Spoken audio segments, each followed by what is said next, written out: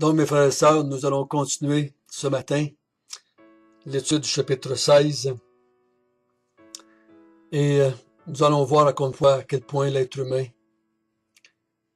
est bouché. L'être humain est bouché, spirituellement mort. L'être humain ne conçoit pas les choses comme Dieu, ne voit pas les choses comme Dieu. Et nous allons voir que quand je parle de même, je parle aussi des disciples de Jésus au moment qu'il était sur la terre avec Jésus. Notre Père du ciel, aide-nous à comprendre ce que nous allons lire ce matin. Aide-nous à voir comment Jésus présentait le royaume, comment Jésus annonçait le royaume à ses disciples, comment lui se présentait comme roi, et un roi qui connaissait son avenir, qui connaissait son destin de mort, son destin de souffrance, mais aussi son destin de glorification. Aide-nous, Seigneur, à saisir toutes ces vérités.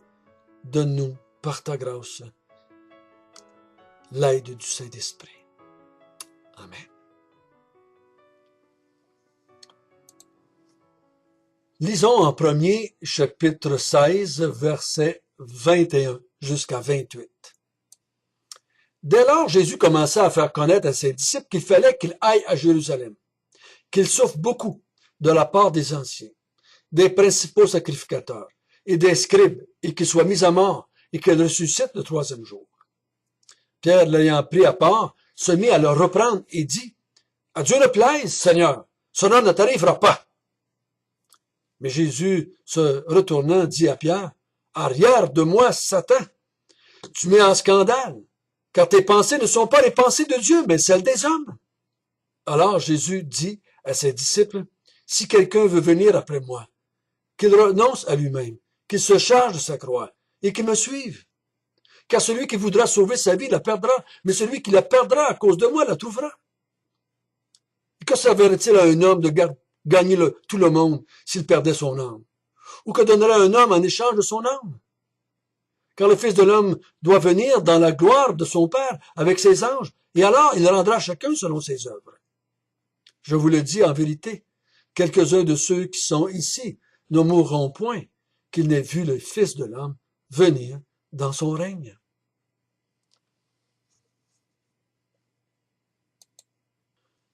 Donc, après avoir parlé à cette génération-là méchante et adultère, avoir mis en garde ses disciples contre l'enseignement des pharisiens et des sadducéens, après l'avoir dit, gens de peu de foi, sans intelligence, après avoir dit que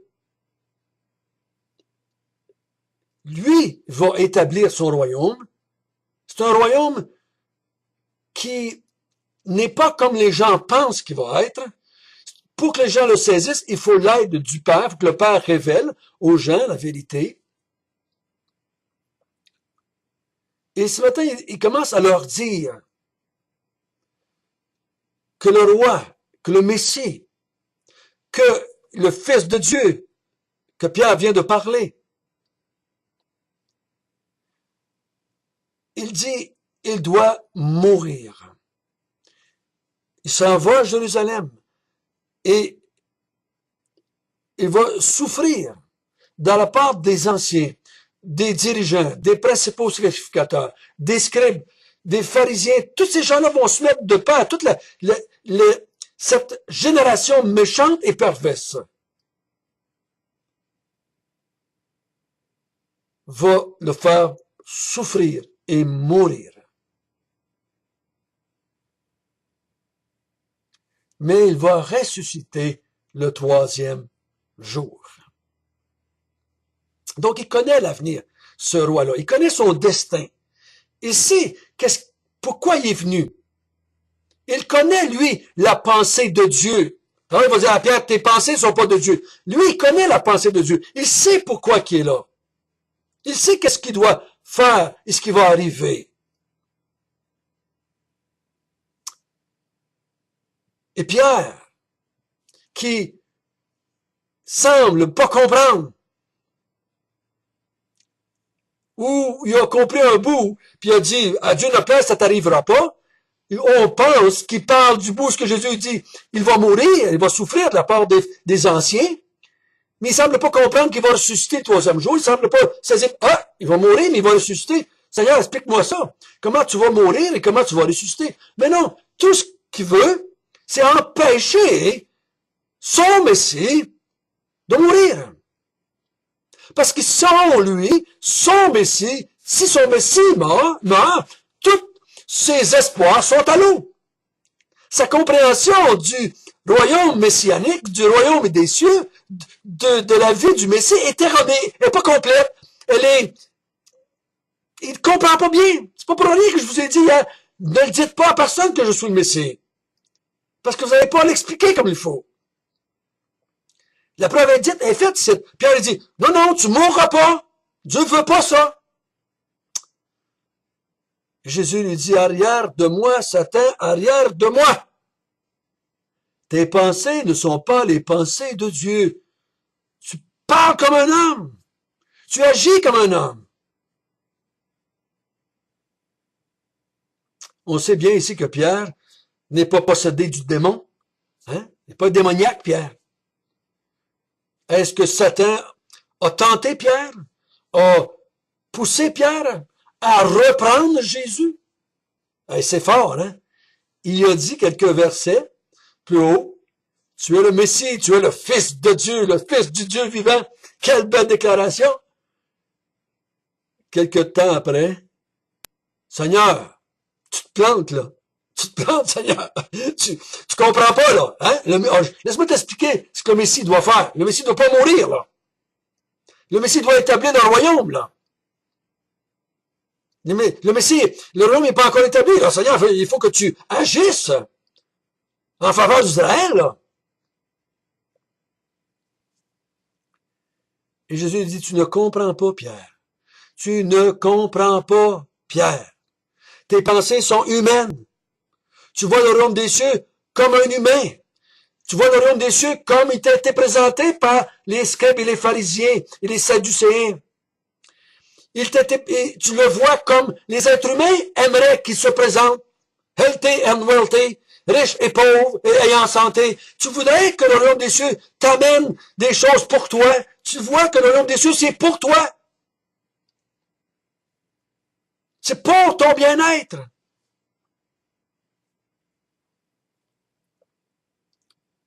Jésus lui dit, non, Pierre. Non, Pierre. Ça vient pas de Dieu, ce que tu dis là. Que je suis le Christ, le Fils de Dieu, ça venait de Dieu. Mais ce que tu dis là, ça vient pas de Dieu. Et là, il dit à Pierre, puis à ses disciples, au verset 24, si tu veux me suivre et faire partie du royaume des cieux, si tu veux entrer dans mon royaume et en faire partie, tu dois renoncer à toutes ces folies-là, toutes ces pensées d'homme-là que tu as.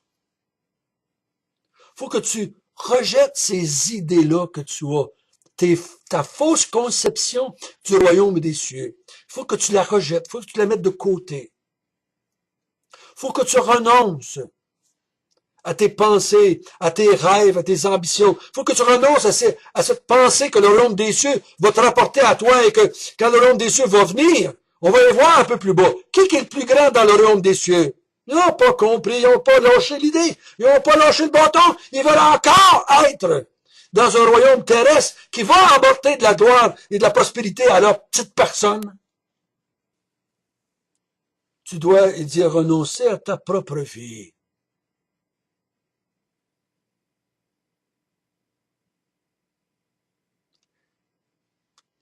Puis là, il dit au verset 26, si Pierre, je te donnerais tout ça, tout ce que tu penses que le royaume des cieux pourrait t'apporter, même si je te le donnerais tout, et que tu perdes ton âme, à quoi ça va servir?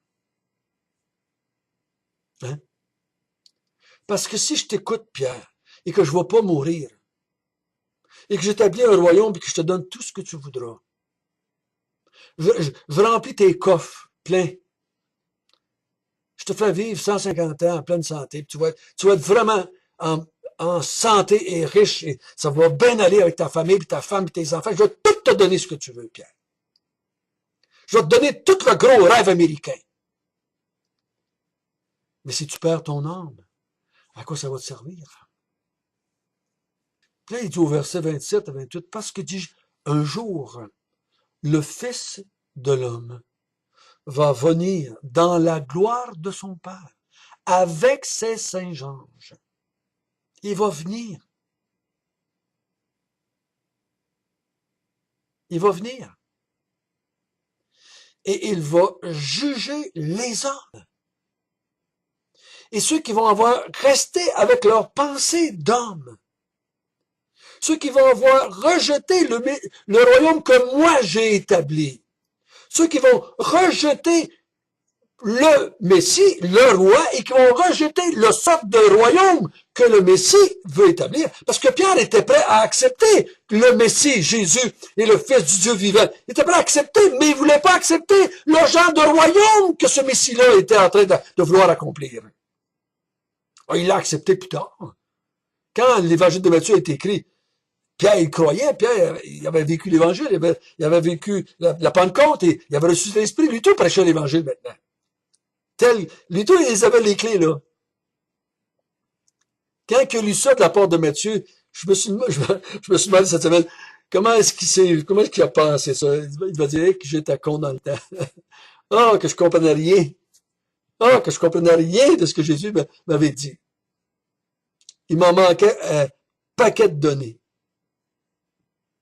Une chance qu'il nous a dit de se la fermer avant qu'on comprenne bien ce qui se passait. Il dit, le Fils de l'homme va venir. Puis il va juger les hommes selon leurs œuvres. Les œuvres, ici, il parle pas que c'est la balance des bonnes œuvres, des méchantes œuvres. Il parle des œuvres en ce qui le concerne, lui et son royaume. Les œuvres qui démontrent que tu as rejeté lui comme le roi et le Messie, ou son royaume que lui est en train d'établir. Il dit, chacun sera jugé selon la décision que prit. Est-ce tu as renoncé à toi-même? Est-ce que tu t'es chargé de ta croix? Est-ce que tu as suivi le Maître? Est-ce que tu as perdu ta propre vie, que tu lui as renoncé pour pouvoir suivre le Seigneur Jésus-Christ et accepter le royaume qu'il met en place? Quand le Fils de l'homme va venir avec ses saints anges, il va te prendre et il va t'emmener dans le royaume des cieux, les nouveaux cieux, nouvelles terres. Mais si tu n'as pas changé tes idées, que tu n'as pas accepté Jésus comme étant le Messie, le Fils du Dieu vivant, que tu n'as pas accepté le royaume qu'il a établi, tu vas être condamné et jeté en enfer pour l'éternité.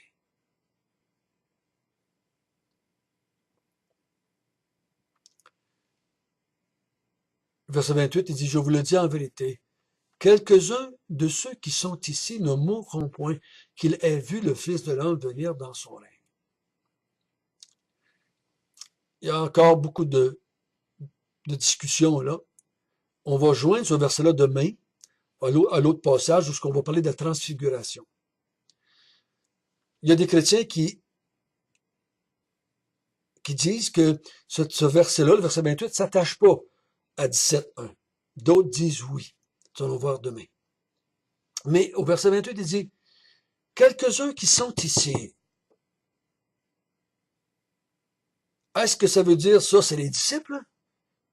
Quelques-uns parmi disciples larges, la foule qui était là?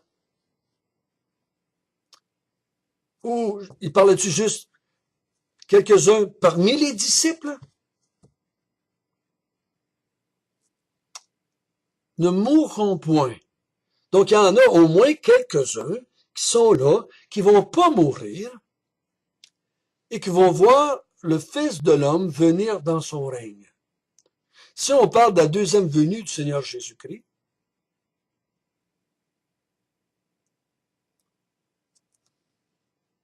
on a de la misère à expliquer ça parce que tous ceux qui étaient là, ils sont morts physiquement. Est-ce qu'il parle, s'il parle que de la mort spirituelle, bon, mais je vous avais dit qu'il y a quelques-uns qui sont ici, qui ne mourront pas spirituellement, mais qui vont voir le royaume des cieux se mettre en place. OK, c'est une vérité que la Bible enseigne ailleurs. Mais je crois qu'il parle plutôt de la mort physique ici. Donc, il dit, il y en a quelques-uns ici qui ne mourront point, qui vont voir Jésus venir dans son règne. Donc, il y en a qui vont voir Jésus dans son règne, qui vont le voir comme s'il était dans son règne. Là, je vous donne un peu un indice de ce que je pense des autres versets qu'on va lire après. Je suis un de ceux qui croient qu'ils vont voir Jésus, qui vont voir Jésus se manifester comme dans son règne. On va expliquer plus demain. Donc, pour nous, aujourd'hui, nous comprenons que il nous faut accepter le royaume des cieux comme il est présenté. Aujourd'hui, le royaume dans lequel nous sommes, nous, ces enfants de Dieu, nous sommes dans un royaume que certaines personnes n'acceptent pas. Nous sommes dans un royaume qui, à cause qu'on a vu dans toutes ces paraboles-là il y a quelques semaines, nous sommes dans un royaume qui ne paraît pas beaucoup, un royaume qui ne bouleverse pas le monde dans lequel nous sommes. Le monde continue sur le chemin de la perdition. Nous ne changerons jamais cela. La petite minorité qui va se convertir. Les autres, la grande majorité, vont aller à la perdition. Et le monde va aller de pire en pire, et non pas de mieux en mieux. On ne va pas, nous, réussir à changer le monde. On ne va pas faire de ce monde un monde meilleur. Il y a des gens qui vont être sauvés dans ce monde, mais on ne va pas faire de ce monde un monde meilleur. On l'accepte. On accepte ce royaume où est-ce que plusieurs d'entre nous vont souffrir, vont être rejetés, qui vont être martyrisés, qui vont mourir comme le maître. Certains vont perdre leur vie, vont perdre tout ce qu'on peut désirer dans ce monde. D'autres vont avoir des grandes richesses. D'autres vont avoir de la maladie, d'autres vont être très en santé. Donc, dans ce royaume-là, ce n'est pas ça. Mais dans le royaume que Jésus a établi, tout le monde connaît la vérité. Tout le monde est entré dans le royaume des cieux. Tout le monde accepte qu'on est là pour Dieu. Le royaume des cieux, c'est pour Dieu. C'est pour sa gloire. C'est pour son règne. C'est pour sa louange. Et tous ceux qui sont dans le royaume ont renoncé à eux-mêmes, ils se sont chargés de leur croix, c'est-à-dire qu'ils sont morts et ils suivent le Maître dans ce qu'il a demandé. Notre Père du ciel, béni sois-tu, que tu nous as démontré quelle sorte de royaume tu as établi. Donc Seigneur, on n'est pas déçus. Un chrétien averti en vaut deux. Nous connaissons et nous acceptons et nous nous soumettons à ce genre de royaume-là. Que ce royaume-là est pour toi et pour ta gloire seule. Amen.